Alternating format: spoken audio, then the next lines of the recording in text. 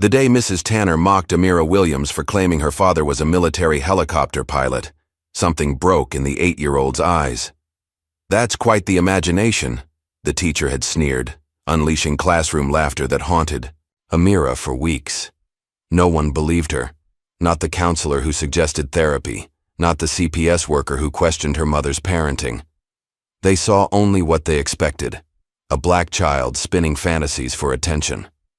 But outside Meadow Elementary, a man in a black SUV watched and waited, hunting for classified information Amira unknowingly carried in her memory. When career day arrived and parents filled the auditorium, the building began to shake. Windows rattled, papers flew. And as a matte black stealth helicopter descended over the playground, Captain Elijah Williams prepared to show everyone, especially Mrs. Tanner, that sometimes the most dangerous mistake is refusing to believe a child when she speaks the truth. Just before we get back to it, I'd love to know where you're watching from today. And if you're enjoying these stories, make sure you're subscribed, because tomorrow's special episode is one you definitely don't want to miss. Sunshine streamed through the windows of Mrs. Tanner's third-grade classroom at Meadow Ridge Elementary. The children buzzed with excitement as they settled into their seats for the start of Parent Career Week. Each day this week, students would take turns standing in front of their classmates to share what their parents did for a living. "All right, everyone," Mrs. Tanner announced, clapping her hands together twice. "Let's begin our sharing time. Who would like to go first?" Several eager hands shot up. Mrs. Tanner called on Tommy Anderson first. The freckle-faced boy bounded to the front of the classroom, practically bouncing on his toes. "My mom's a dentist," Tommy declared proudly. "She fixes people's teeth and makes them smile again. She even has her own office with her name on the door." Mrs. Tanner nodded approvingly. "That's wonderful, Tommy. Dentists help keep us healthy. Thank you for sharing." Next came Sophia Wilson, whose father owned the local hardware store. Then Jason Evans, whose mother was an accountant. One by one, the children shared their parents' occupations, each receiving a warm smile and words of encouragement from Mrs. Tanner. Near the back of the classroom sat Amira Williams. Unlike many of her classmates, she wasn't waving her hand frantically in the air. Instead, she sat quietly, her dark eyes fixed on the teacher, waiting patiently for her turn. When most of the other students had shared, Amira finally raised her hand. "Yes, Amira?" Mrs. Tanner said, her voice containing just a hint less enthusiasm than it had for the other children. Amira stood up and walked to the front of the room. She was smaller than most of her classmates, with tight curly hair pulled back in 2 neat puffs, secured with yellow ribbons that matched her cardigan. Though quiet by nature, there was a confidence in her posture as she faced the class. "My dad's a pilot," she began, her voice clear and steady. "He flies helicopters, sometimes big ones, for the military." Mrs. Tanner paused, her eyebrows rising slightly. She let out a small, sarcastic chuckle. "That's quite the story, Amira." Amira's smile faltered, confusion flickering across her face. "It's not a story, Mrs. Tanner. It's his job." Before Mrs. Tanner could respond, Billy Parker began making loud helicopter noises, his arms outstretched like rotor blades. "Whoop, whoop, whoop! Coming in for landing, Captain Williams." "Sure," Rachel Turner said with an eye roll. "And my dad's Batman." Laughter erupted across the classroom. Amira stood frozen at the front, her small hands clasped tightly together. She tried to maintain her smile, but her eyes betrayed her hurt. Mrs. Tanner did nothing to stop the laughter. In fact, the corner of her mouth twitched upward slightly before she finally raised her hand for quiet. "That's a nice imagination, Amira," Mrs. Tanner said, her voice dripping with condescension. "But let's focus on real jobs. You could say your mom's a nurse, right?" Amira's eyes welled with tears. "But my dad is a pilot, he really is." "That's enough now," Mrs. Tanner said, motioning for Amira to return to her seat. "Let's move on to someone else." As Amira walked back to her desk, head down, she didn't notice the one set of eyes that followed her sympathetically. Jace Bennett, a thin boy with glasses too big for his face, watched her from his corner seat.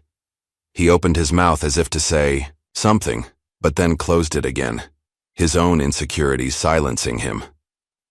Later that day, Mrs. Tanner lounged in the teacher's break room, coffee mug in hand as she chatted with Mrs. Green, the fourth-grade teacher. "You won't believe what Amira Williams said today," Mrs. Tanner said, rolling her eyes. "She told the entire class her father flies military helicopters." Mrs. Green raised an eyebrow.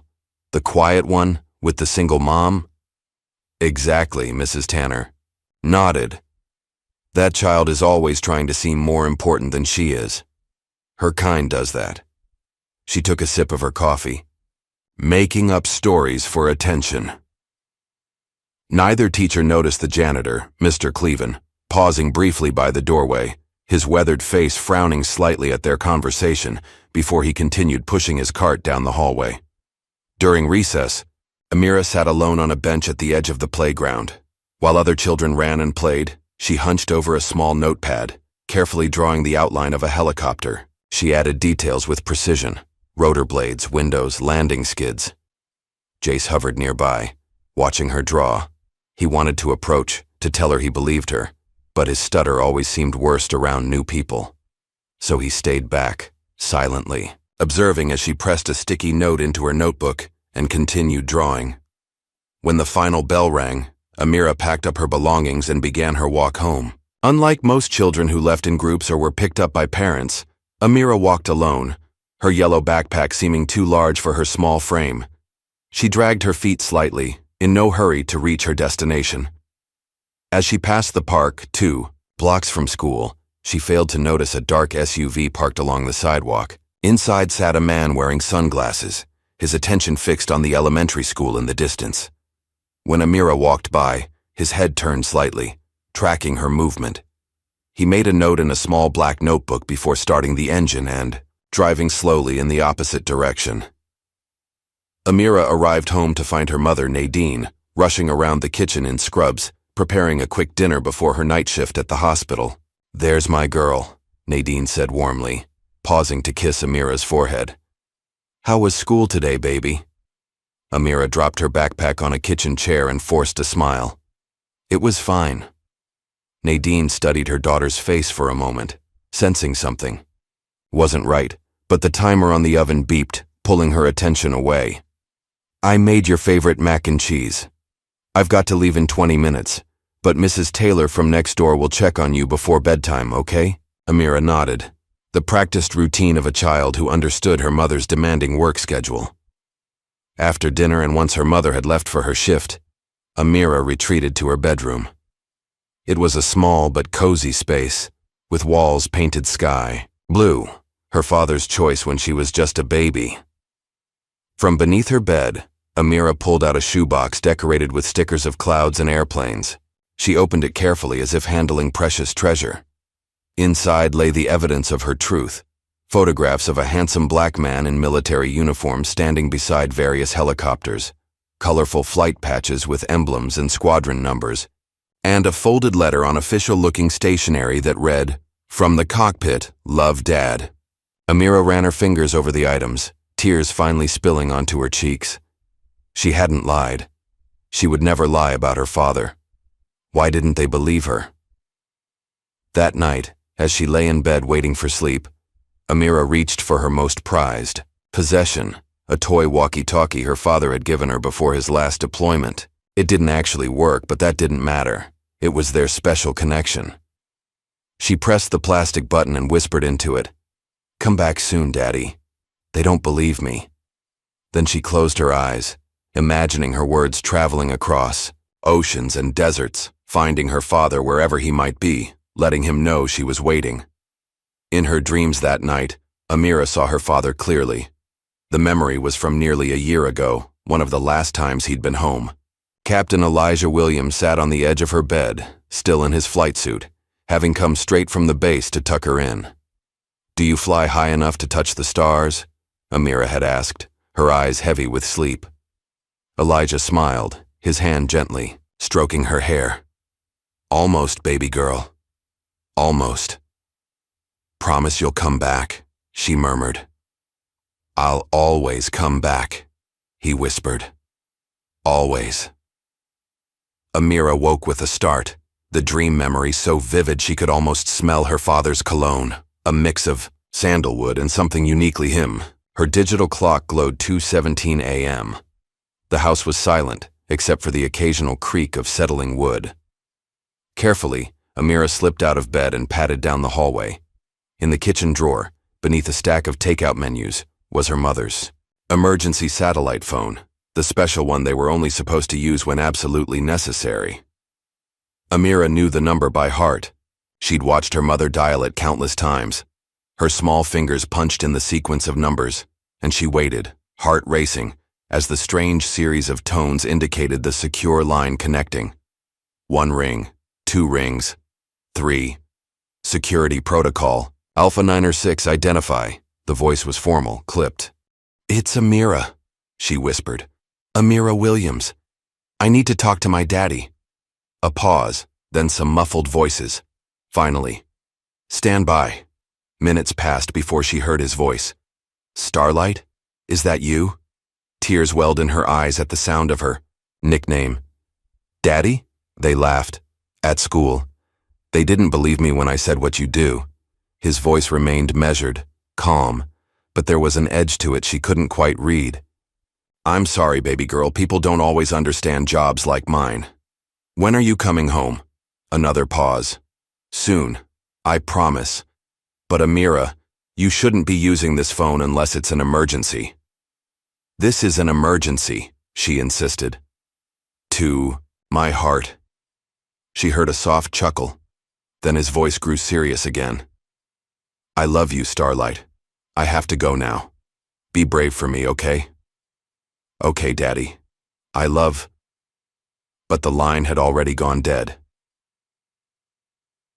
The next morning, Nadine noticed immediately that her satellite phone had been moved. As she prepared breakfast, she watched Amira picking at her cereal, dark circles under her young eyes.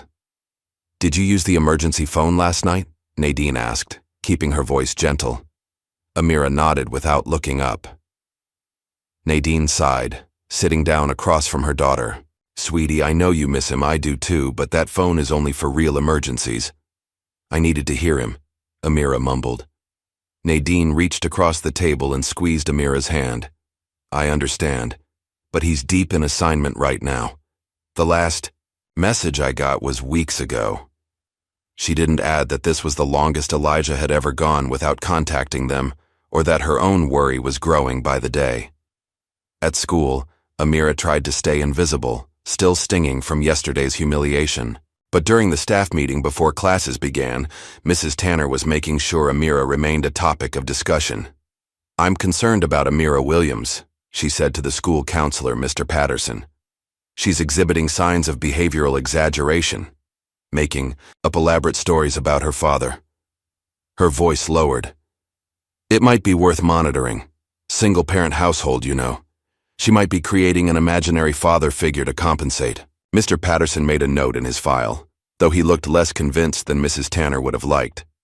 That afternoon, as the children were being dismissed, Amira spotted something that made her freeze momentarily at the school entrance. The same black SUV she'd glimpsed yesterday was now parked directly across from the school. Though she couldn't see through its tinted windows, something about its presence sent a chill through her small body. She changed her usual route home, cutting through the playground and taking the path behind the community center. Once she was certain no one was following, she hurried the rest of the way home.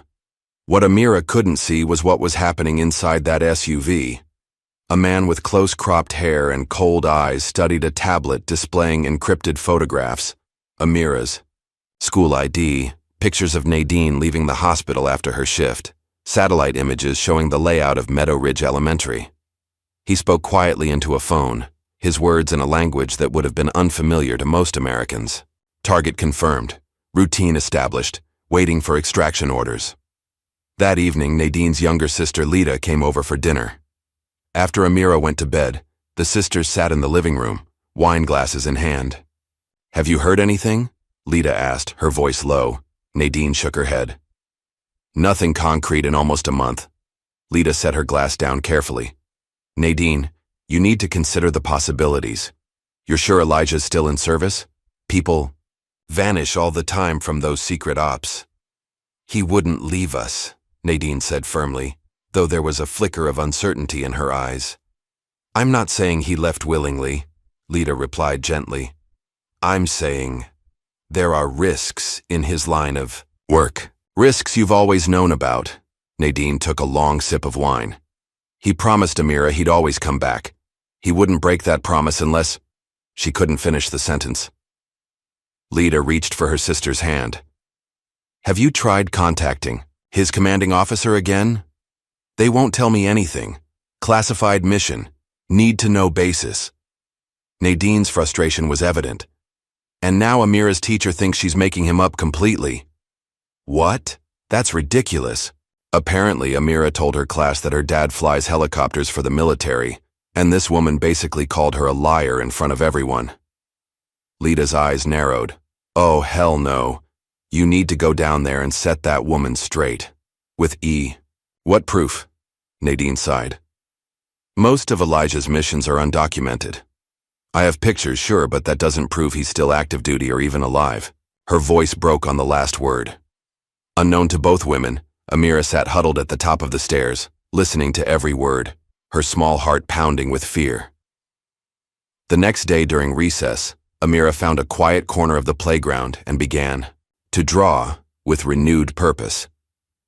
This time, she created a scene of a giant helicopter hovering above her school, a rope ladder dangling down to where a small figure, clearly meant to be herself, waited with arms outstretched. She was so absorbed in her drawing that she didn't notice Jace until he was standing right beside her. Without a word, he sat down and pulled out a box of crayons from his pocket. He selected a metallic silver one and carefully drew what looked like a badge or emblem next to the helicopter. Above it, in neat block letters, he wrote, Rescue. Amira looked at him in surprise. You believe me? Jace nodded, pushing his glasses up his nose. My uncle was in the Air Force, he managed, his stutter less pronounced than usual. Your D-Dad sounds like him. It was the first time anyone at school had shown her kindness since Career Week began, and Amira felt a warm spark of friendship ignite between them. The following day, Amira brought something special to class, a small, detailed model of an Apache helicopter that her father had given her. During show and tell, she placed it carefully on her desk. Mrs. Tanner noticed it immediately. With a tight smile that didn't reach her eyes, she picked up the model and held it for the class to see. Look, everyone, she said with exaggerated enthusiasm. See, class?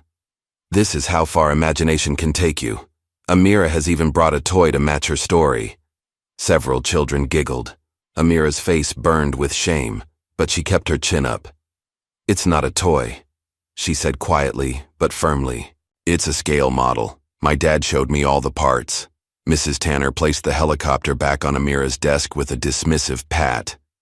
Yes, dear. Very creative. That afternoon, as Nadine sorted through the mail after work, she found an envelope with no return address. Inside was a photograph that made her blood run cold. Amira playing outside their home, taken from a high angle, as if from a rooftop or tree. Along with it was a typed note. We're watching. He can't hide forever. Nadine's hands shook as she immediately reached for her phone to call the police, but as her finger hovered over the dial button, doubt crept in. What if this was related to Elijah's work? Involving local authorities could potentially make things worse. She needed to be smart about this. Instead, she called the secure number she used for emergencies related to Elijah. When the operator answered, Nadine spoke in a hushed, urgent tone. This is Nadine Williams, wife of Captain Elijah Williams. We've received a threat. I need to speak with someone in command immediately. As night fell, Amira lay in bed clutching her walkie-talkie, unaware of the danger circling ever closer to her family. In the darkness, she whispered her nightly message. Daddy, if you can hear me, I still believe in you, even if no one else does. Miles away, in an undisclosed location, Captain Elijah Williams stood before a wall of surveillance monitors, his face illuminated by their blue glow. On one screen, he could see his home, the lights just going out as his family prepared for sleep. His expression hardened as an aide approached with a folder marked Classified. Sir, we've intercepted communications. They've located your family. Elijah took the folder, his decision already made. Prepare the extraction team. It's time to bring them home. The classroom buzzed with excitement as Mrs. Tanner tapped her pointer against the whiteboard to get everyone's attention. Behind her, written in neat purple marker, were the words, "Hero in the Classroom Week." "Listen up, everyone," she announced, her voice carrying across the room. "Next week is going to be very special. Each of you will bring a parent or guardian to speak about their job and how they contribute to our community." The third graders whispered excitedly to each other. Tommy Anderson nudged his friend and whispered that his mom was going to bring real dental tools to show the class. Rachel, Turner was already planning how her accountant father would make math seem cool. "You'll need to have these permission slips signed," Mrs. Tanner continued, holding up a stack of bright yellow papers. "Make sure your parent or guardian can commit to the date assigned. No last-minute cancellations, please." As she moved between the rows distributing the forms, Amira sat up straighter in her seat. Without hesitation, her hand shot into the air. "Yes, Amira?" Mrs. Tanner's tone cooled noticeably. "My dad's coming," Amira said with quiet confidence, her eyes shining. "He can show pictures of his helicopter." The classroom went silent. Mrs. Tanner's lips pressed into a thin line before curving into a condescending smile. "Well," she said, drawing out the word, "we'll pencil him in if he exists." Several children giggled. Jace, sitting 2 rows over, looked down at his desk, his face flushed with second-hand embarrassment. Mrs. Tanner placed a permission slip on Amira's desk. "I'll need your mother's signature by Friday." The emphasis on mothers was subtle, but unmistakable. Later that morning, Amira was surprised when Mr. Patterson, the school counselor, appeared at the classroom door and asked to speak with her. She followed him down the hallway to his office, a small room with motivational posters and a bookshelf full of colorful titles about feelings. "Have a seat, Amira," he said kindly, gesturing to a chair across from his desk. "I just wanted to check in with you. How are things going?" Amira shrugged. "Fine. Mrs. Tanner mentioned you've been talking about your dad being a helicopter pilot." "He is," Amira said firmly. Mr. Patterson leaned forward slightly. "Amira, sometimes when we miss someone very much, or when we wish for something to be true, our minds can make it seem real to us. Is your dad someone real, or someone you wish was real?" Amira's eyes widened with indignation. "He's real. His name is Elijah Williams. He flies Black Hawk helicopters. He has medals." Mr. Patterson made a note on his pad. "And when was the last time you saw your dad, Amira?" She hesitated, trying to remember exactly. "Before school started, last summer." "That's quite a while ago," he said softly. "Do you have pictures of him at home?" "Yes, lots of them, and his patches and letters." Mr. Patterson nodded, his expression sympathetic in a way that made Amira's stomach twist. He didn't believe her either. None of them did. That evening, Nadine was preparing dinner when her phone rang. Seeing the school's number, she answered, immediately, always alert for any issues involving Amira. "Ms. Williams? This is Principal Winters from Meadow Ridge Elementary." "Is everything okay with Amira?" Nadine asked, instantly concerned. "She's fine physically, but we'd like to discuss some concerns about her emotional well-being.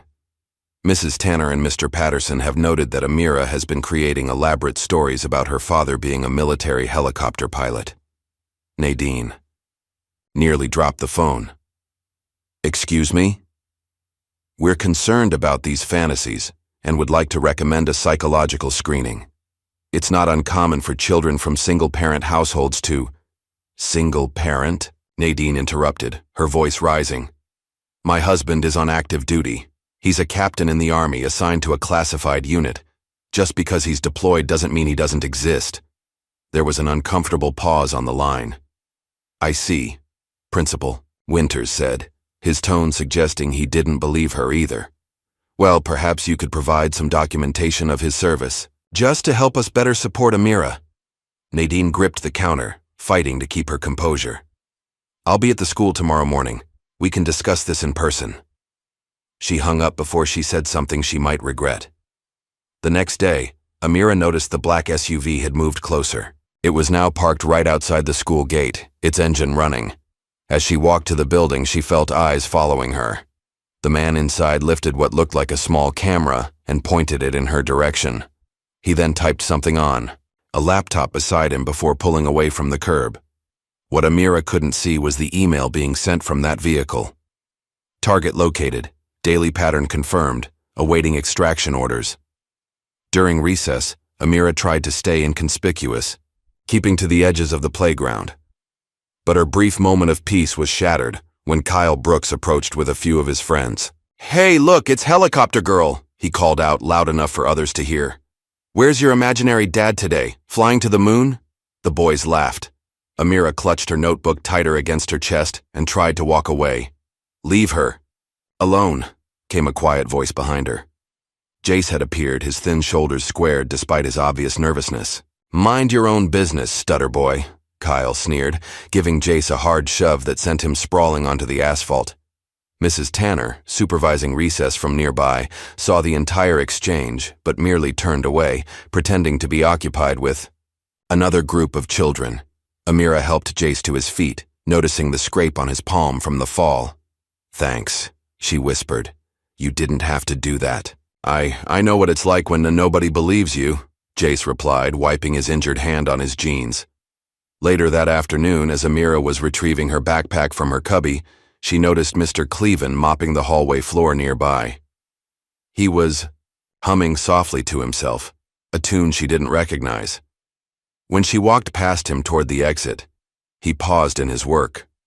"That's a nice drawing," he said, nodding toward the folder she was carrying, which had her helicopter sketch visible on the cover. Amira stopped, surprised by the friendly comment. "Thank you." "Your dad flies these?" he asked casually. But there was something in his eyes, a knowing look. Amira nodded cautiously. Mr. Cleven glanced around to make sure no one was within earshot, then lowered his voice. "Tell him Cleven still owes him a beer from Kandahar." Before Amira could respond, Mr. Cleven resumed mopping, acting as if the exchange had never happened. She stood frozen for a moment, then hurried outside, her mind racing. Someone believed her. Someone knew her father. What Amira didn't know was that behind closed doors the school counselor was making a call to Child Protective Services. Mr. Patterson sat at his desk, phone to his ear, flipping through notes from his session with Amira. "Yes, I'd like to report a concerning situation," he said, his voice professional and measured. "We have a student, Amira Williams, who appears to be living in a fantasy environment. Her mother is enabling elaborate falsehoods about a military father, who may not exist." He paused, listening to the person on the other end. No signs of physical neglect, but the psychological implications are troubling. The mother works night shifts as a nurse, leaving the child alone frequently. And there's this elaborate fantasy structure that's being reinforced at home. Another pause. "Yes, I understand. Thank you." He hung up, satisfied that he'd done his duty, never considering the real damage his assumptions might cause. That same afternoon, Nadine took a rare day off from work to drive to Fort Meade, where Elijah had been based before his current assignment. The security guard at the entrance checked her military spouse ID and directed her to the administration building. After an hour of being passed from one officer to another, Nadine finally sat across from Major Lewis, who had worked with Elijah in the past. "I'm sorry, Mrs. Williams," he said, looking genuinely uncomfortable. "Captain Williams's current assignment is classified at a level I don't have access to." "I understand that," Nadine said, struggling to keep her frustration in check. "I'm not asking for mission details. I just need confirmation that he's on active duty. His daughter is being humiliated at school because they don't believe her father exists." Major Lewis's expression softened slightly. "I wish I could help you. But Captain Williams's clearance level has changed. Even his status is need to know at this point." "Need to know?" Nadine repeated incredulously. "I'm his wife." "I understand your frustration, ma'am, but these protocols exist for a reason." He slid a business card across the desk. "This is the number for the Family Support Office. They may be able to provide you with some resources." Nadine took the card automatically, but the sinking feeling in her stomach told her it would be useless. As she walked back to her car, red flags were rising in her mind. Something wasn't right. Elijah's missions had always been classified, but never to the point where she couldn't even confirm his deployment status. Back at school, the final bell had rung. As children streamed toward the exits, Amira lingered in the hallway, pretending to tie her shoe while actually listening to Mrs. Tanner speaking with the music teacher outside the classroom door. "The child's clearly disturbed," Mrs. Tanner was saying, her voice low but not low enough. "These people always reach for glory, because they have so little of it." The words hit Amira like a physical blow. She'd suspected Mrs. Tanner didn't like her, but the naked contempt in the woman's voice confirmed it. Tears sprang to her eyes as she stood up abruptly, bumping into the wall and knocking down her own artwork that had been pinned there. Without stopping to pick it up, Amira ran down the hallway and out the main doors, leaving behind her crumpled helicopter drawing on the floor. After the hallway emptied, Jace emerged from the water fountain alcove where he'd been hiding. He'd heard everything Mrs. Tanner said and had seen Amira flee. Slowly, he approached the fallen drawing, kneeling to pick it up. The paper was creased and slightly torn, but the image was still clear, a detailed sketch of a helicopter hovering over what looked like a burning building.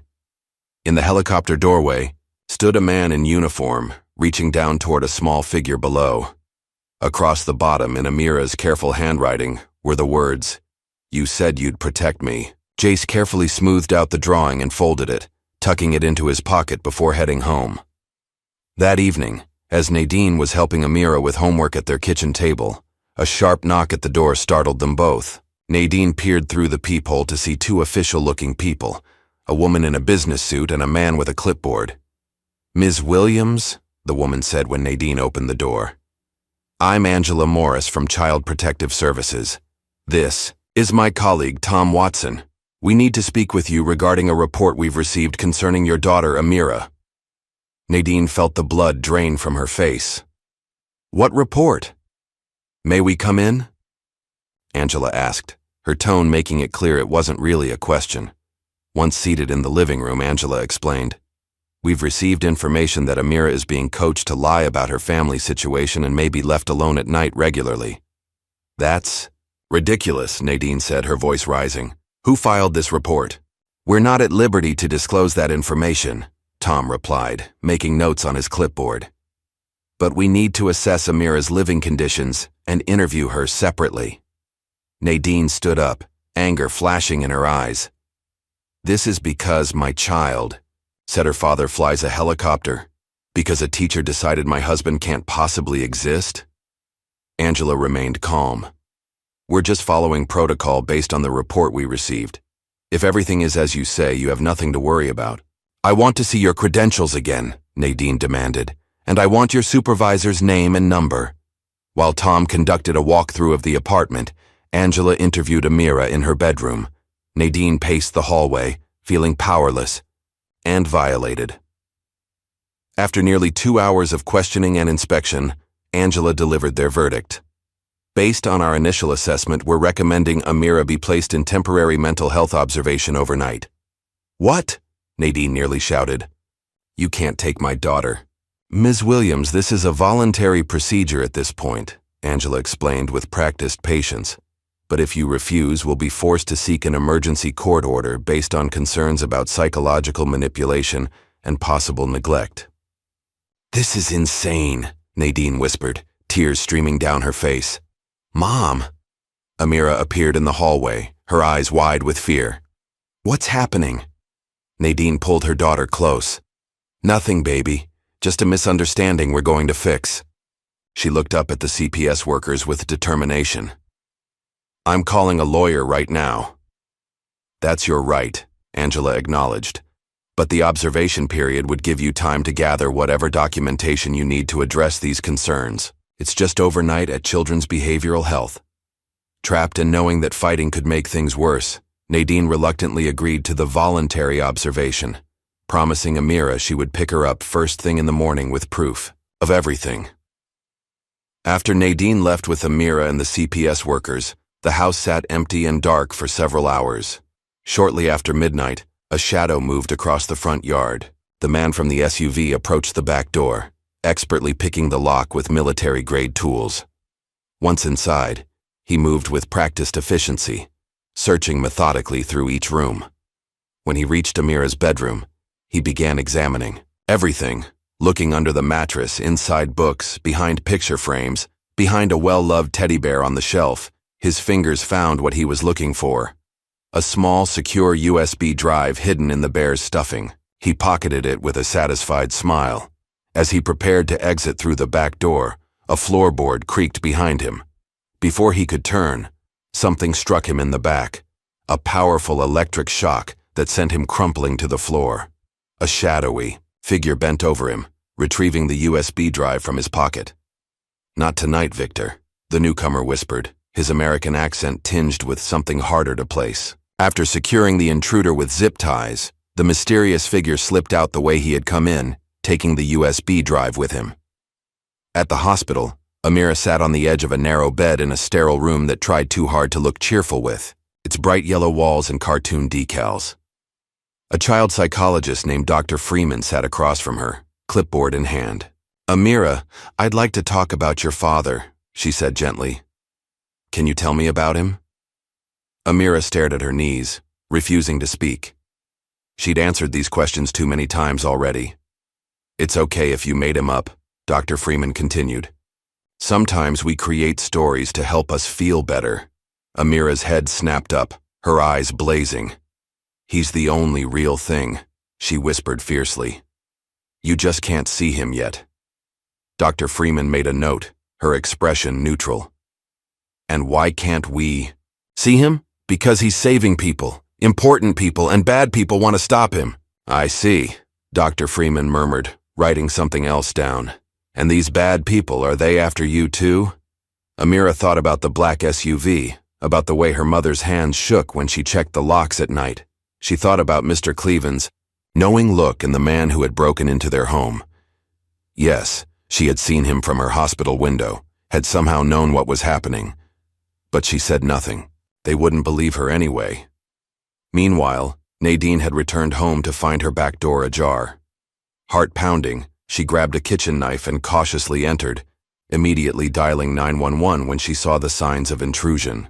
The police arrived quickly, finding the intruder still unconscious and bound in the living room. "Ma'am, do you know this man?" one officer asked as his partner handcuffed the still groggy burglar. Nadine shook her head, but there was something familiar about him, something in his tactical clothing and military-style haircut that reminded her of Elijah's unit. As the police were leading the man away, Nadine's phone rang. The screen showed unknown caller. "Hello?" she answered cautiously. "You're in danger," a scrambled, distorted voice replied. "He's not just a pilot, and they're coming for his daughter." "Who are you?" Nadine screamed into the phone. "What do you know about my husband?" The line went dead. After the police finally left, Nadine began her own thorough search of the house, looking for anything that might have been disturbed or taken. In Amira's room, she noticed the teddy bear lying on the floor instead of in its usual place on the shelf. Something about it triggered a memory. Elijah tucking something inside the bear the last time he was home, whispering to Amira that it was their special secret. Frantic now, Nadine checked the bear, finding the small slit in its back where something had clearly been removed. Whatever Elijah had hidden there was gone. Returning to her own bedroom, Nadine pulled books from the shelf, searching for anything Elijah might have left behind. Her hand paused on a worn copy of The Little Prince, Elijah's favorite book to read to Amira. As she pulled it down, she noticed it felt oddly heavy. Opening it, she found the inside had been hollowed out, containing a second flash drive. With shaking hands, she took it to her laptop. The drive contained dozens of encrypted files, most of which she couldn't open, but a few were accessible. Satellite images marked with foreign emblems, mission briefing headers with most details, redacted, and a folder labeled simply Skylight. Inside was a single document containing a list of coordinates and dates. Nadine sat back, her mind racing. Whatever Elijah was involved in went far beyond piloting helicopters. And somehow, Amira was connected to it. At the observation facility, Amira lay awake, staring at the ceiling. The night nurse had checked on her an hour ago, noting her refusal to sleep. In the quiet darkness, Amira whispered to herself, a mantra, of sorts. He's real. He's coming. He promised. 3,000 miles away in an underground hangar that didn't officially exist, Captain Elijah Williams stood before a stealth helicopter, its matte black surface absorbing the light around it. His commanding officer, Colonel Reeves, approached with a tablet displaying Amira's hospital admission records. "They found your daughter," Reeves said grimly. "Extraction protocol must begin. You have 48 hours. Elijah nodded, his expression hardening, as he studied the tactical map on the screen before him. "I'm bringing her home," he said, his voice leaving no room for doubt. "Both of them." "The mission," Reeves began, "is secondary to my family's safety," Elijah finished. "Victor's team made their move. Now I make mine." As dawn broke over the city, Amira watched from her hospital window as the sky lightened from black to deep blue. Somewhere out there, she knew her father was coming. Despite what everyone said, despite the doubt that had begun to creep into even her young heart, she held on to that belief, because Elijah Williams had made a promise. And as far as Amira knew, her father had never broken a promise. Back at home, Nadine was frantically gathering documents: Elijah's military ID, their marriage certificate, photographs, anything that would prove to CPS that she wasn't delusional, that her husband existed. But as she worked, a new fear was taking hold. If Elijah was involved in something dangerous enough to warrant break-ins and threats, what would happen when she brought attention to him? Her phone chimed with a text from an unknown number. "Trust no one at the school. Meet me at the veterans shelter at noon. C." Nadine stared at the message. C. Could it be the janitor Amira had mentioned? Cleven? Whoever it was, Nadine was running out of options. If this mysterious C knew something about Elijah, she had no choice but to meet him. But first, she needed to get her daughter back. As she gathered her keys and purse, Nadine glanced at the copy of The Little Prince on her nightstand. On impulse, she grabbed it, tucking it into her bag before heading out to reclaim Amira and restore the truth about their family, a truth that was becoming more complicated and dangerous by the hour. The underground hangar hummed with activity as Captain Elijah Williams zipped up his elite stealth flight gear. Unlike standard military issue, this suit was matte black with no insignia or identifiable markings, the uniform of a ghost. Around him, a small team of specialists prepared equipment, checking comm systems and loading gear into the helicopter's cargo bay. Colonel Reeves approached, a tablet tucked under his arm and concern etched in the lines of his weathered face. He handed Elijah a sealed mission dossier labeled Operation Skylight, Civilian Extraction. "This crosses several lines, Captain," Reeves said quietly, making sure they weren't overheard. "Using military resources for a personal extraction is against protocol." Elijah accepted the dossier, his expression betraying nothing. "With all due respect, sir, my family's safety was guaranteed when I accepted this assignment," Reeves sighed. "I'm not arguing that point, but the timing couldn't be worse. We're 3 days away from completing the information transfer. Then we'll have to accelerate the timeline." Elijah's tone left no room for debate. "They've located Amira. Victor's people don't take prisoners, especially child witnesses." The colonel nodded reluctantly. "You're not just a father, Elijah. You're the only one who can get her out." He checked his watch. "The stealth chopper is prepped for departure. In 30 minutes, your ground team will make contact at the rally point."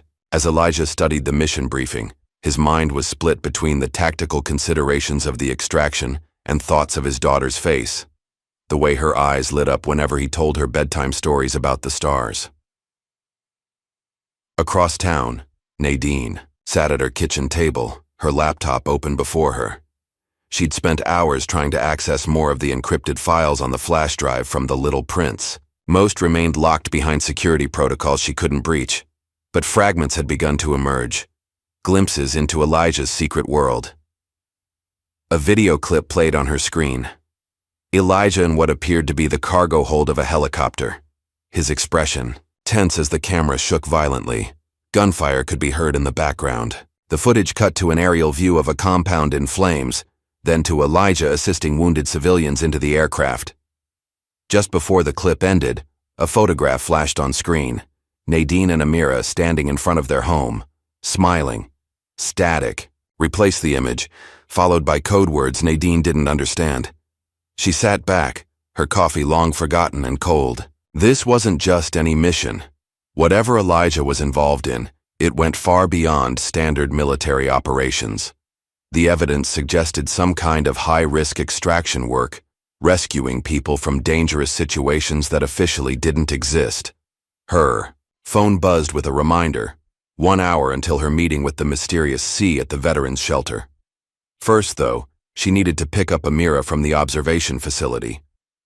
She closed the laptop, tucked it into her bag alongside the copy of The Little Prince, and headed for the door.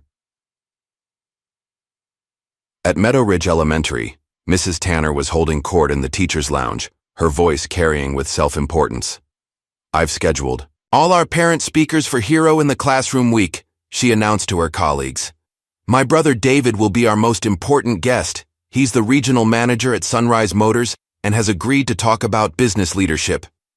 Mrs. Green, the fourth-grade teacher, nodded politely. "That sounds lovely, Helen." "I've had to make some adjustments to the schedule," Mrs. Tanner continued, a smug smile playing at her lips. "Some of our students seem to have difficulty understanding the difference between reality and fantasy." Mr. Patterson, the counselor, shifted uncomfortably in his seat. "Helen, about the Williams girl, I'm having second thoughts about that CPS report." Mrs. Tanner waved a dismissive hand. "Please. The child needs professional help, and clearly the mother is enabling these delusions. I heard they took her for overnight observation. It's for the best." What Mrs. Tanner didn't know was that Jace Bennett was crouched in the hallway just outside the lounge door, his phone recording every word. He'd arrived early specifically for this purpose, having overheard Mrs. Tanner mention her morning coffee, routine to another teacher. His hands trembled slightly as he stopped the recording and tucked the phone into his pocket. Gathering his courage, he made his way to the cafeteria where Mr. Clevin was usually finishing his early morning cleaning shift. Sure enough, the janitor was there, wiping down tables before the breakfast crowd arrived. Jace approached hesitantly. "Mr. Cleavon?" The older man looked up, his expression softening when he saw the boy. "Morning, Jace. You're here early." Jace fumbled with his lunchbox, unzipping it to reveal a small voice recorder nestled inside. "I have something you might want to hear." He pressed play, and Mrs. Tanner's voice filled the quiet cafeteria, her words about Amira and these people crystal clear. Mr. Cleven's face darkened as he listened. When the recording ended, he carefully took the device from Jace's hand. "You did good, son," he said quietly. "Real good. Leave this with me." As Jace hurried off to class, Cleavon connected the recorder to the ancient computer in the maintenance office. Within minutes, he had forwarded the audio file to an anonymous email address, copying the school board and superintendent. The message contained only the recording and a brief note. "This is how Mrs. Helen Tanner speaks about her third-grade students. Consider whether this represents our district's values." Later that morning, bright-colored flyers appeared on classroom bulletin boards throughout the school. Hero in the Classroom week was printed across the top in bold letters, followed by a schedule of parent speakers. Near the bottom, in the Thursday slot, Amira Williams, TBD, had been crossed out in red ink. A small note at the bottom of the page stated clearly, "Last-minute cancellations not welcome." Billy Parker noticed it first when he returned from the bathroom. "Look," he said, pointing to the flyer. Mrs. Tanner crossed out Amira's made-up dad. Several children laughed, but Jace, from his corner seat, spoke up. Maybe he's real. Maybe you just don't know." Mrs. Tanner, overhearing, fixed Jace with a cool stare. "That's enough, Jace. Let's not encourage fantasies." Meanwhile, across town, the black SUV that had been conducting surveillance on Amira was no longer alone. It had become part of a small convoy, 3 nondescript vehicles moving in loose formation through the city. Inside the lead car sat Victor Karpin, now sporting a bruise where he'd been struck during the break-in. His cold eyes scanned a tablet displaying surveillance photos of Meadow Ridge Elementary. "We have confirmation the girl is being released from observation this morning," reported the driver, a man with a faint Eastern European accent. "The mother is en route to collect her now." Victor nodded. "And the school? Thursday is their special event. All parents and students will be gathered in one location." A thin smile crossed Victor's face. "Perfect. The girl knows something she shouldn't. A code, a location, something Williams encrypted into her memory." He tapped the screen, zooming in on Amira's school photo. Children are excellent vessels for information. They remember what they're told, especially when it's disguised as bedtime stories. At the Children's Behavioral Health Center, Nadine was completing discharge paperwork while Amira sat silently in a nearby chair, her small backpack clutched in her lap. Dr. Freeman approached, her clipboard in hand. "Ms. Williams, I'd like to discuss Amira's evaluation before you leave." Nadine's expression hardened. "Is there anything in your evaluation that explains why a child would be taken from her home based on a teacher's prejudice?" Dr. Freeman lowered her voice. "Actually, I have concerns about how this case was handled. The referral paperwork seemed unusual." She glanced around to ensure they weren't overheard. "A young CPS worker named Julia has been asking questions about the authorization. She said she was pressured to file the report." Instead of heading home, Nadine drove to a small coffee shop several blocks from the veterans' shelter. She needed to assess the situation before the meeting with C. While Amira sipped hot chocolate, Nadine made a call to her sister Lita. "I need you to take Amira for a few hours," she explained, keeping her voice low. "Something's happening and I don't want her with me until I know it's safe." 20 minutes later, Lita arrived. After giving Amira a tight hug and making her promise to stay with her aunt, Nadine watched them drive away before heading to the veterans' shelter alone. The shelter was housed in a converted warehouse, its brick exterior weathered but well-maintained. A simple sign reading Veterans Haven hung above the entrance. Nadine approached cautiously, scanning the street for any sign of surveillance. Inside, a dozen or so men and women of various ages sat in a common area, some playing cards, others reading or watching television. A tall, broad-shouldered black man with salt and pepper hair approached her. "Ms. Williams?" he asked, his voice low and gravelly. "I'm Major Brooks. Let's talk somewhere private." He led her to a small office at the back of the building. Once the door closed, his formal demeanor softened slightly. "Elijah and I served together for 15 years, he explained. "He saved my life in Kandahar, and I never got the chance to return the favor." Brooks gestured to a chair. "Until now." "You know where he is?" Nadine asked, desperate for answers. "I know what he's doing, and I know he's coming for you and Amira." Brooks pulled out a map of the city and spread it on the desk. "Elijah contacted me through secure channels yesterday. He's initiating an extraction protocol, getting you both to safety." "Extraction? Like we're behind enemy lines?"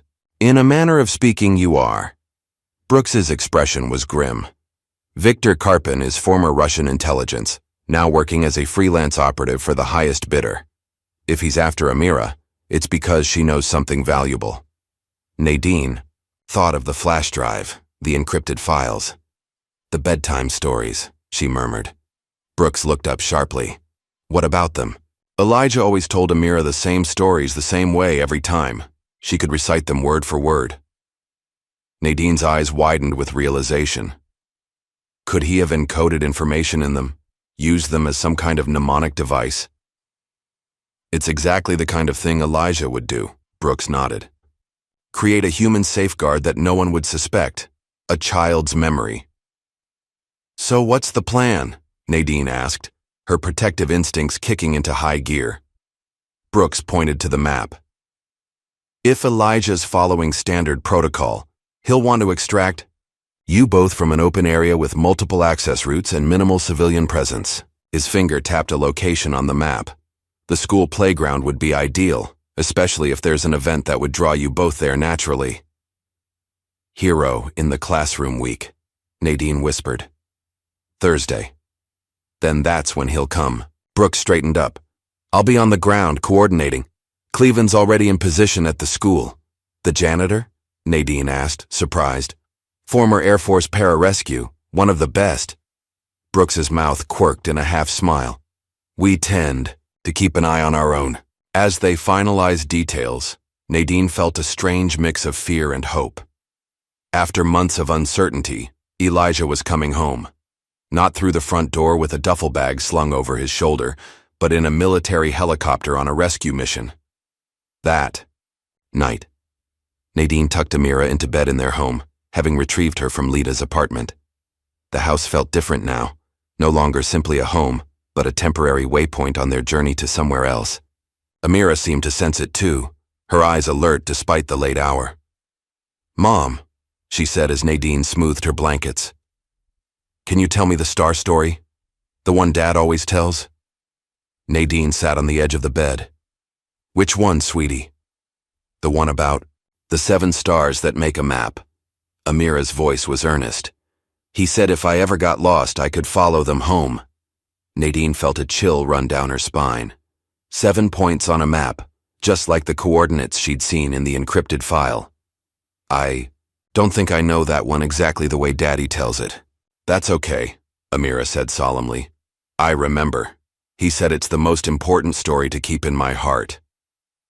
As Amira drifted to sleep, still clutching her walkie-talkie, Nadine returned to the kitchen and opened the copy of The Little Prince. Once more. This time she looked at it with new eyes, not just as a book, but as a key to a code that might be locked in her daughter's memory. In the darkness outside, the old oak tree at the edge of their yard cast long shadows across the lawn. Among those shadows a figure moved, not Victor or his men, but a different watcher.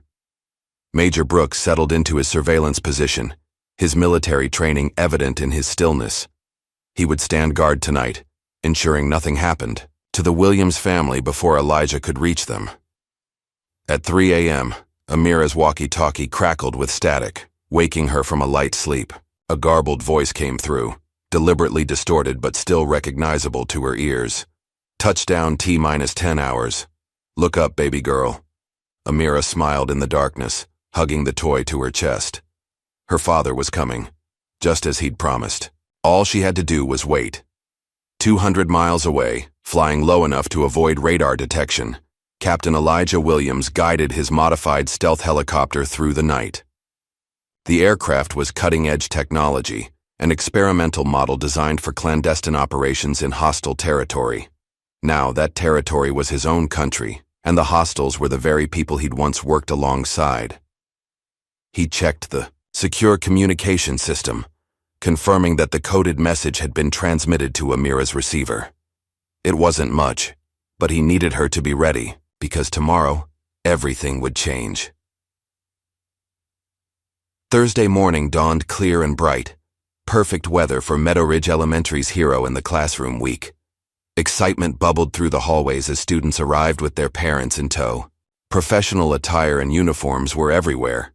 A doctor in a white coat, a firefighter in turnout gear, a police officer with a carefully secured sidearm.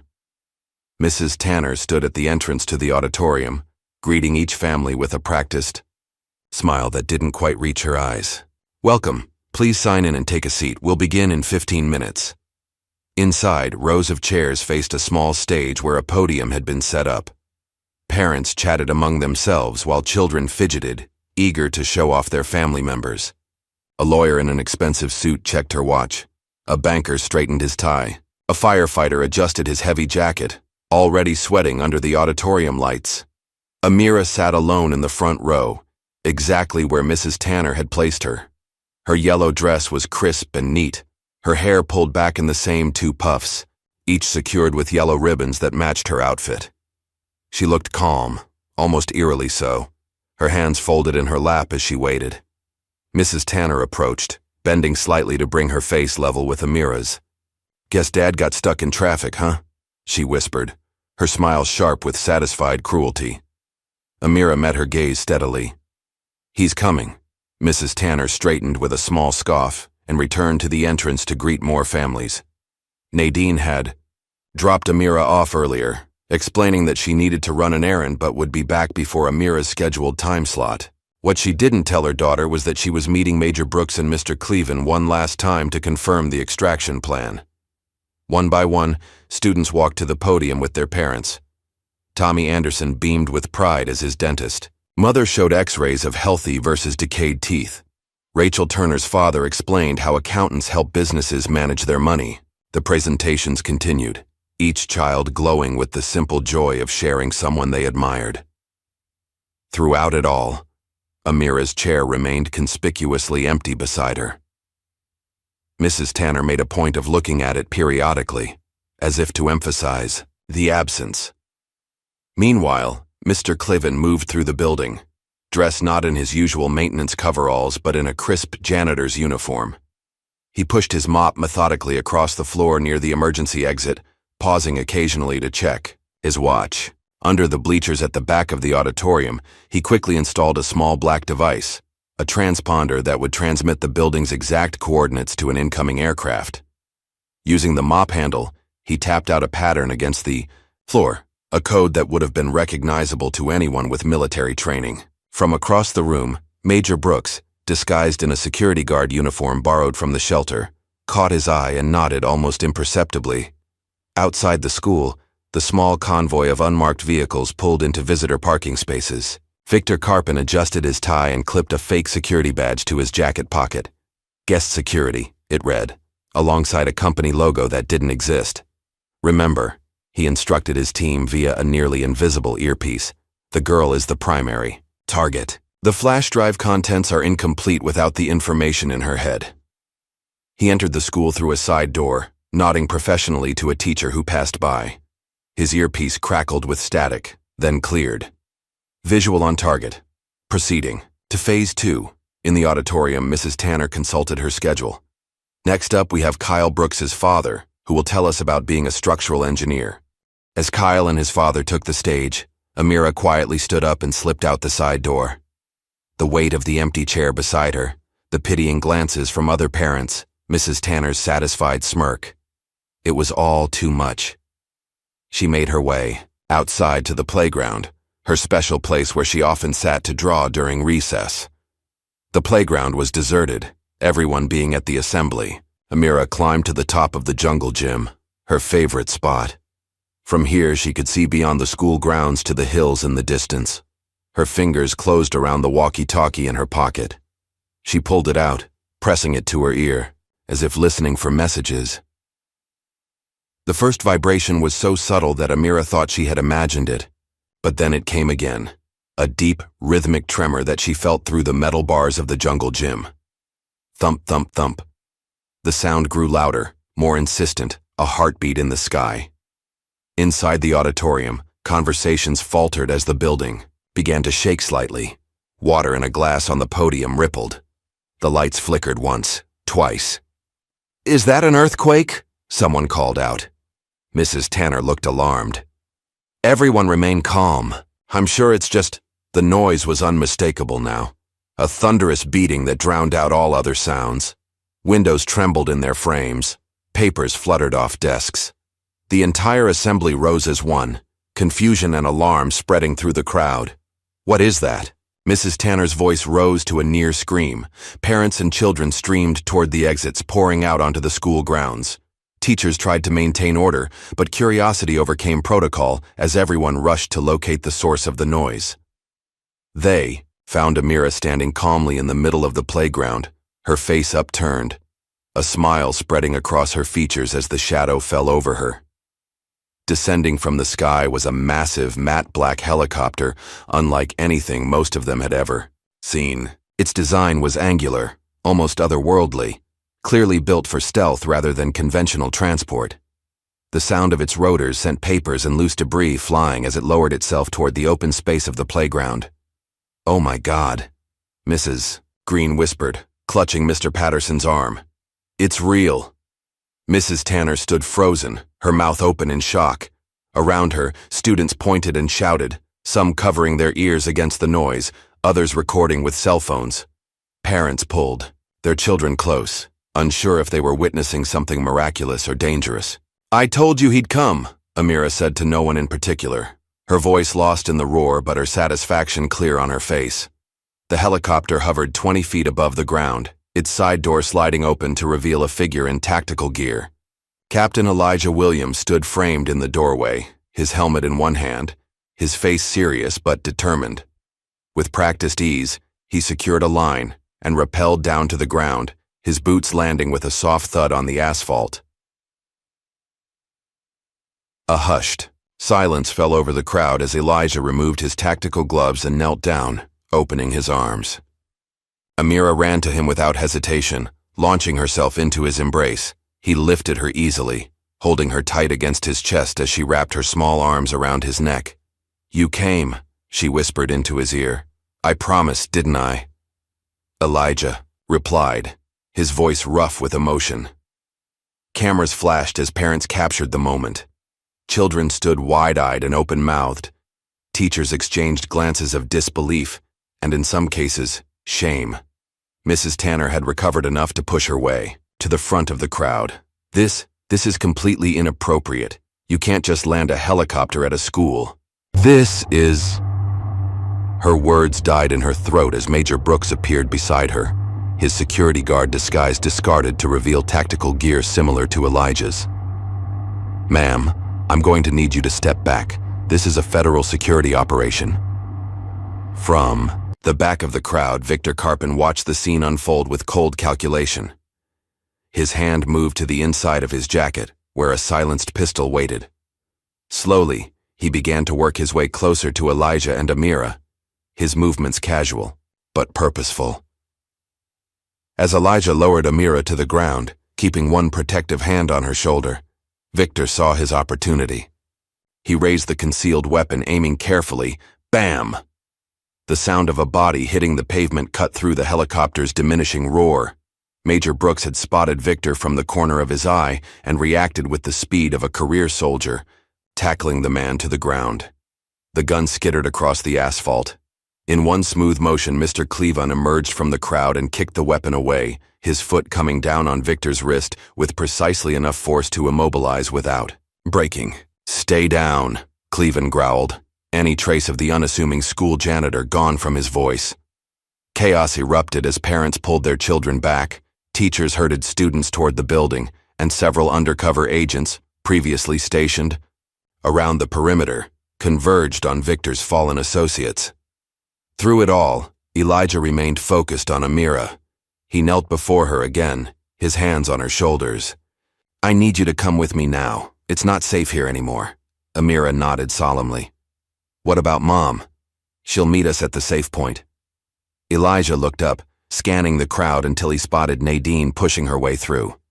Their eyes met across the distance, relief, love, and determination passing between them in a silent exchange. Elijah lifted Amira into his arms and carried her toward the helicopter. As he reached the rope ladder, he paused and turned back to face the crowd. His eyes found Mrs. Tanner, who stood trembling at the front. "Next time," he said, his voice carrying despite the noise, "believe a child when she speaks." With that, he secured Amira in the helicopter's cockpit, climbed in after her, and signaled to the pilot. The massive machine lifted higher, its rotors kicking up a final gust that sent papers and hats flying in all directions. As the helicopter banked and turned toward the mountains, the stunned crowd below remained frozen in place, trying to process what they had just witnessed. Parents hugged their children, teachers whispered among themselves, and Mrs. Tanner stood alone, her face ashen, her worldview shattered beyond repair. Major Brooks approached her, his expression stern. "Mrs. Tanner, we'll need to speak with you about your involvement in endangering a military family." In the helicopter, Amira pressed her face to the window, watching her school grow smaller below. Beside her, Elijah adjusted his headset and began transmitting coordinates to a secure location. "Daddy?" Amira asked, her voice small against the engine's hum. "Yes, Starlight. Will we come back?" Elijah glanced at her, then back at the horizon stretching before them. Not for a while, but someday when it's safe. He reached over and took her hand. I'm sorry I had to stay away so long.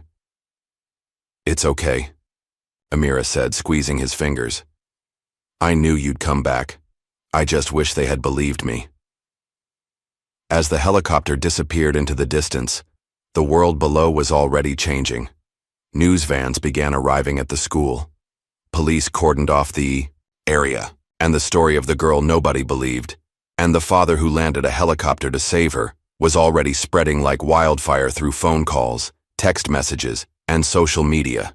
The truth, so long denied, had finally roared from the sky.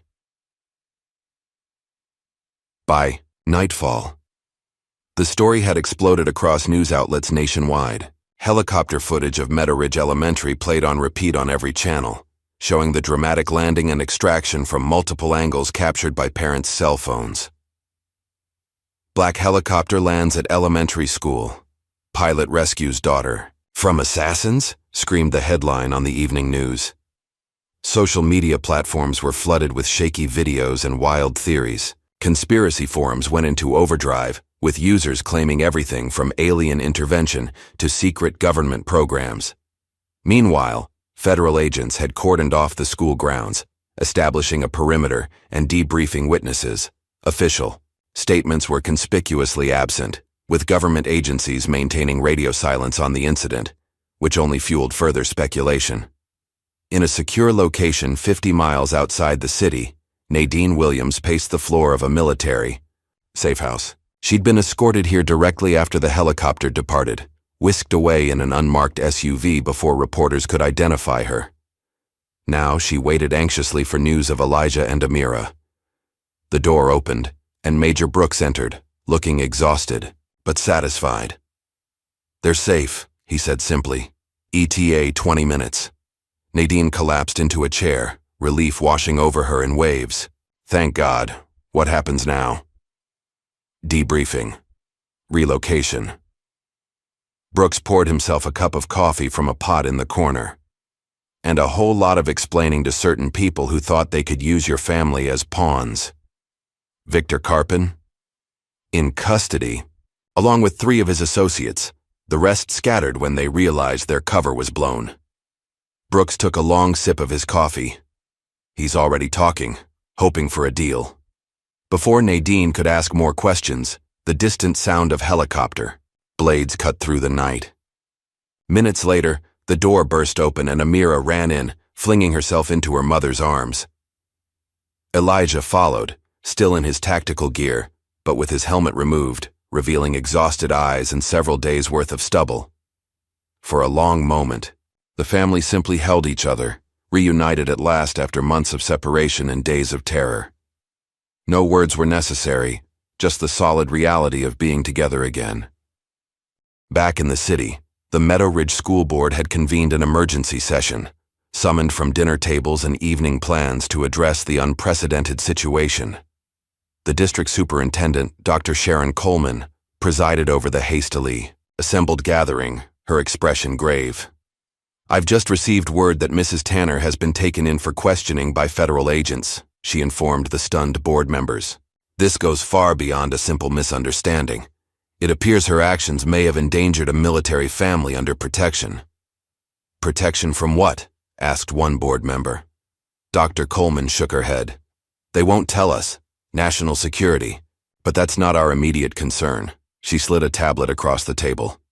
This recording was anonymously submitted to every board member this morning. I suggest you listen. She pressed play, and Mrs. Tanner's voice filled the room. The child's clearly disturbed. These people always reach for glory because they have so little of it. The recording continued, revealing a pattern of prejudice that left the board members shifting uncomfortably in their seats.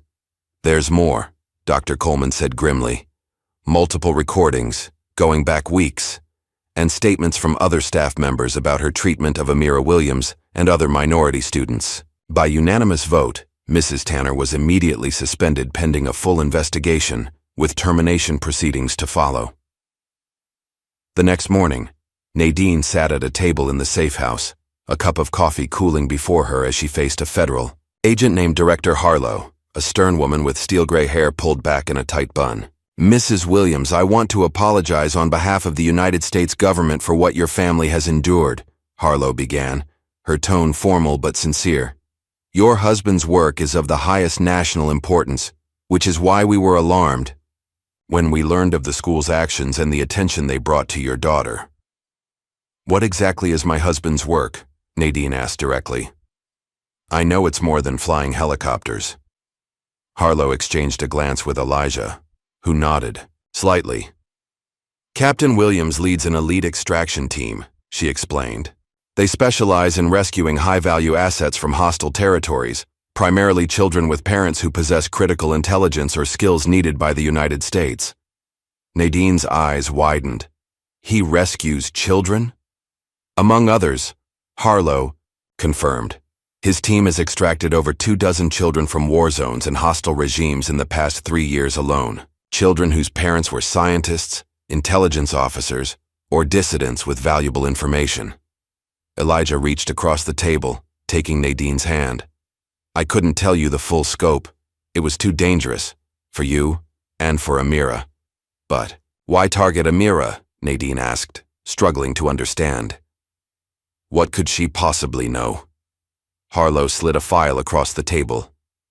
Inside was a photograph of a young girl, perhaps 7 or 8, with solemn eyes and dark hair.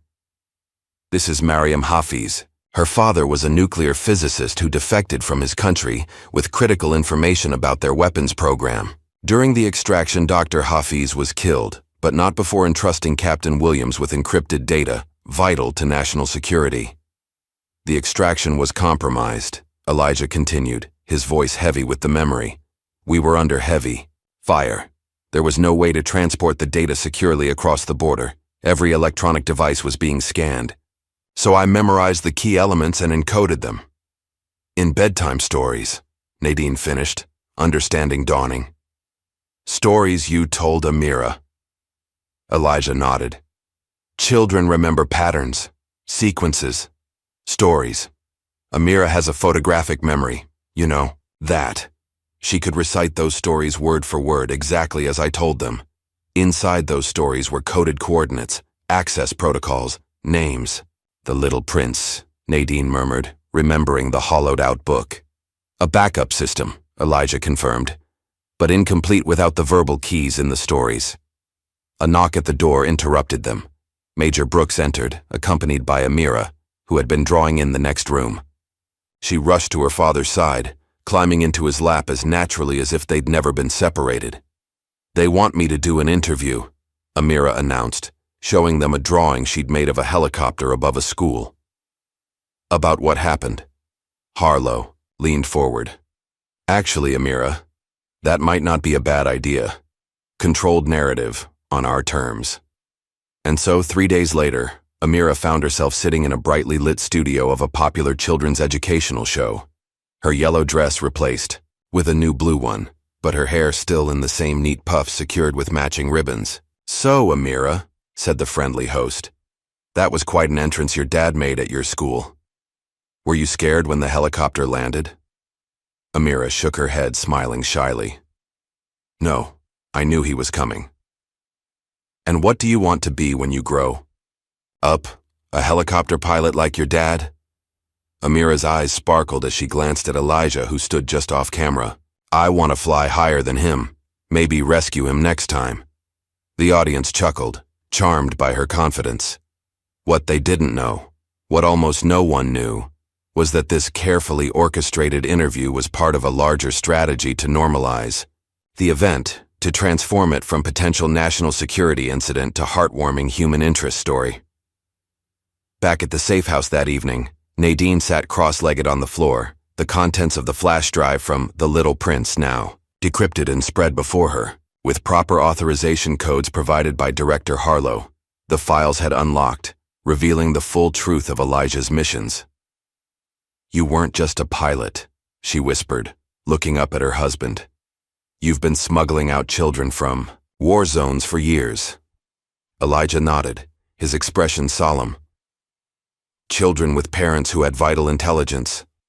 Children who would have been used as leverage, tortured, killed." He gestured to the files. That drive contains the coordinates to hidden safe houses across 3 continents, places where these families can disappear until they can be safely integrated elsewhere. And Amira had unknowingly been part of a protective network all along. Elijah's voice filled with pride. Every time she recited those bedtime stories, she was keeping those routes secure. Victor's people knew the data was incomplete without her, without the verbal keys I'd encoded in stories only she knew. In a federal detention center across town, Victor Karpin sat across from 2 agents, his confidence eroded, but not entirely gone. He leaned forward, handcuffs clinking against the metal table. "She's the last key," he said, his accent more pronounced under stress. "The only memory left. He imprinted data inside her stories." "Who are you working for, Victor?" one agent asked. Victor's smile was thin. "The highest bidder. Those safe houses. Williams established? They contain assets worth millions to certain governments. The girl's memories are the only map to finding them." Meanwhile, in a quiet moment before bed, Elijah sat on the edge of Amira's temporary bed in the safe house. For the first time in months, he was there to tuck her in properly. "Daddy," Amira said, her voice small in the dimly lit room. "Why did you always tell me those same stories the same way every time, even when I asked for different ones?" Elijah brushed a strand of hair from her forehead. "Because you were the only one I could trust to remember them exactly," he said softly. "You were keeping people safe, Starlight. People like us, with children like you." Amira's eyes widened with understanding. "Is that why Mrs. Tanner didn't believe me? Because it was supposed to be a secret?" "No, sweetheart," Elijah said firmly. "Mrs. Tanner didn't believe you because sometimes adults forget how to see the truth. They make up their minds about people before they really know them." "Because we're black?" Amira asked bluntly, with the directness only a child could manage. Elijah didn't shy away from the question. "That was part of it. But you proved her wrong. You stayed strong, and you never stopped believing, even when no one else did." As Amira drifted off to sleep, Nadine appeared in the doorway, watching the tender scene with tears in her eyes. She and Elijah had a long road ahead. Debriefings, relocation, building a new life somewhere safer. But for now, with her family, reunited, everything else could wait. 2 weeks later, the Williams family arrived at their new home, a modest but comfortable house near the coast, far from their old life at Meadow Ridge. Amira would start at a new school after the winter break, giving her time to adjust to their new surroundings and the aftermath of everything that had happened. As they unloaded boxes from the moving truck, Amira spotted a girl about her age watching curiously from the house next door. The girl waved hesitantly. "Can I go say hi?" Amira asked her parents. Nadine and Elijah exchanged glances, then nodded. As Amira ran across the lawn to introduce herself, Elijah put his arm around Nadine's shoulders. "Think she'll tell her new friends what her dad does for a living?" he asked with a small smile. Nadine leaned into his embrace, watching their daughter begin again with the simple courage that had carried her through so much. "Probably," she replied. "But this time, they'll believe her." 6 months after the helicopter landing that changed everything, Mr. Cleven stood on a stage in Washington, D.C., uncomfortable in a suit that felt too stiff compared to his customary coveralls. Before him stretched a sea of faces, officials, military personnel, and television cameras capturing the moment for the evening news. For extraordinary courage in the face of danger, and for actions that directly contributed to national security, we award Raymond Cleven the National Civilian Medal of Honor, announced the presenter, draping a blue ribbon holding a gold medallion around his neck. When offered the microphone for a speech, Cleven cleared his throat awkwardly. "I'm not one for fancy words," he began, his deep voice carrying across the hushed audience. "Just want to say one thing. Never overlook janitors. We clean more than floors."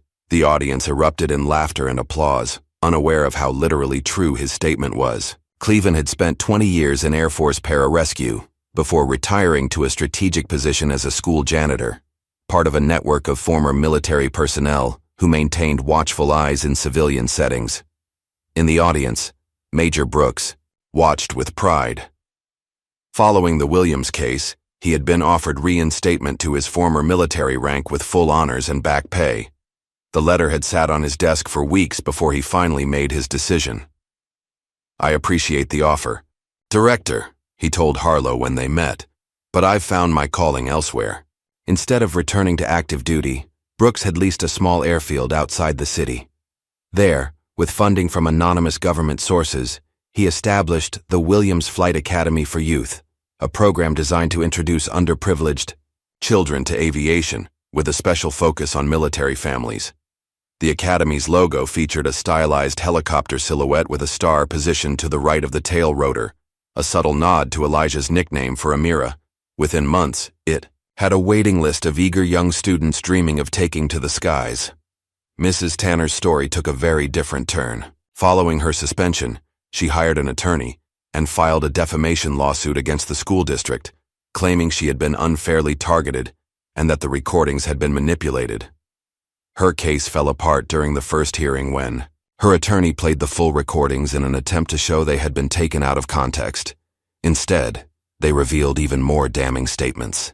The judge dismissed her case with prejudice. The final blow came when a daytime talk show aired a special segment titled "Classroom Bias: When Teachers Fail Our Children." The producers had obtained permission to use portions of the recordings, with Mrs. Tanner's voice disguised but her words intact.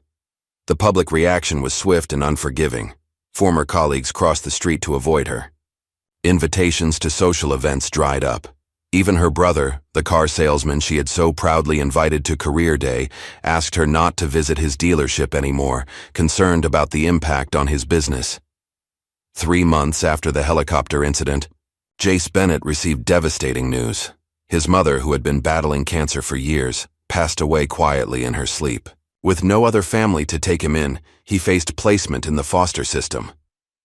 Word reached Nadine through Mr. Clevin, who had maintained discreet contact with several families from Meadow Ridge. Without hesitation, she and Elijah flew back for the funeral, where they approached the social worker handling Jace's case. "We'd like to apply to become Jace's guardians," Nadine said, her hand resting supportively on the boy's thin shoulder. He was a true friend to Amira when no one else would be. The process wasn't simple. Background checks, home studies, and court appearances filled the next several months. But by spring, the paperwork was finalized, and Jace moved into the bedroom, across the hall from Amira's in their coastal home. "Now I have a brother," Amira told her new teacher proudly during a family introduction project. Her stutter, once a source of shame, had become barely noticeable in the supportive environment of his new home. Back at Child Protective Services, the young worker named Julia, who had questioned Amira's case, found herself summoned to the director's office. Expecting a reprimand for her previous inquiries, she was stunned to be offered a promotion instead. "Your willingness to question procedures potentially influenced by bias impressed some very important people," her supervisor explained. "We're establishing a new program to review our case management protocols for cultural and racial bias, and we'd like you to lead it."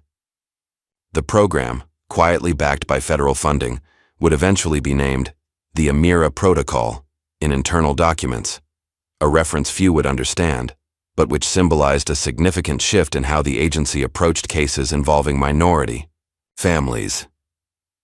On weekends, when the weather was good, Elijah would take Amira and Jace flying in a small civilian helicopter he'd purchased. Unlike his military aircraft, this one was bright blue with a yellow stripe, Amira's choice. She proudly wore her own small headset, learning to call out coordinates and understand flight patterns. "When can I actually fly it?" she asked regularly. "When your feet can reach the pedals," Elijah always answered with a laugh. But he never discouraged her, teaching her everything about aviation that her young mind could absorb. During one such weekend excursion, they landed in a small town 3 hours from their home. There, nestled between a cafe and a hardware store, stood a quaint bookshop with no sign and windows obscured by stacks of books. Elijah led the children inside, exchanging a complex handshake with the elderly proprietor, who led them to a back room filled with rare editions.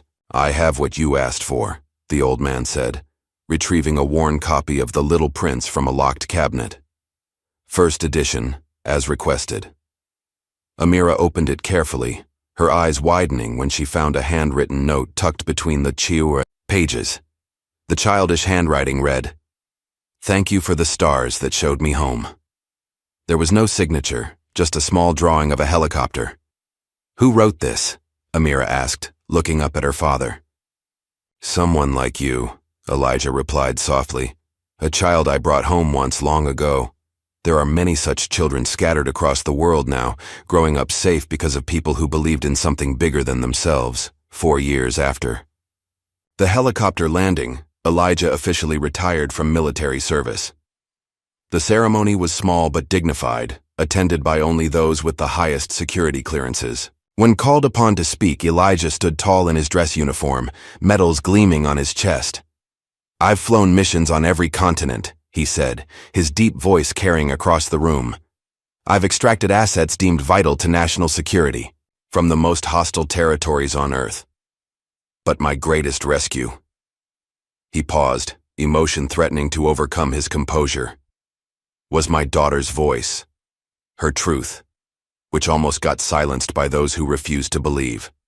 That same year, Amira, now 12, gave a presentation at her new school titled, "My Hero Doesn't Wear a Cape, He Wears Wings." She stood confidently before her classmates, displaying photographs of her father beside various helicopters, his service medals, and news clippings about the day he landed at Meadow Ridge Elementary.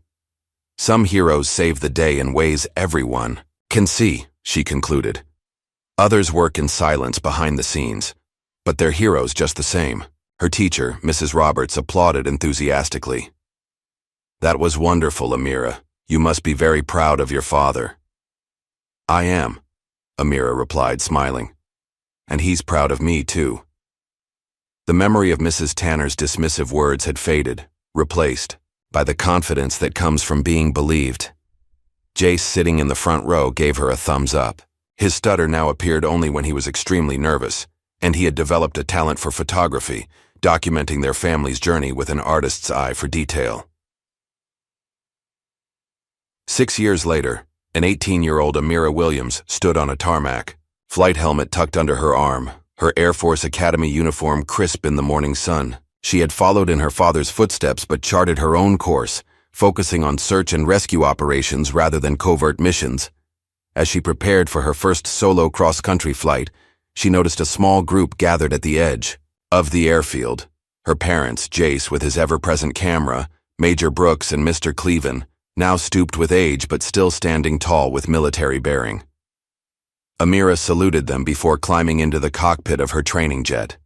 As she soared into the clear blue sky, she dipped her wing in a gesture her father had taught her years ago, a pilot's salute to those watching from below. On the ground below, at a nearby elementary school, a young teacher led her 3rd grade class outside to watch the jet streak overhead. One little girl pointed excitedly at the sky. "My mom flies planes like that," she announced proudly.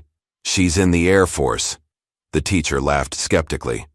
"That's quite an imagination you have, Sarah." Just then, as if in direct response, the jet executed a perfect barrel roll above them, leaving a trail of white vapor that caught the sunlight like a strand of pearls across the sky. The teacher's laughter died in her throat as the other children gasped in delight. Sarah smiled knowingly, watching the aircraft disappear into the distance. "Sometimes," she said quietly, echoing words her mother had taught her, "kids don't lie. Sometimes they just dream higher than you can see." What assumptions do we make about children, and how often does our own prejudice blind us to their truth? Amira's story reminds us that sometimes those we dismiss may carry the most extraordinary realities within them. If this story touched your heart, like and subscribe for more powerful narratives that challenge our perceptions and celebrate unexpected heroes.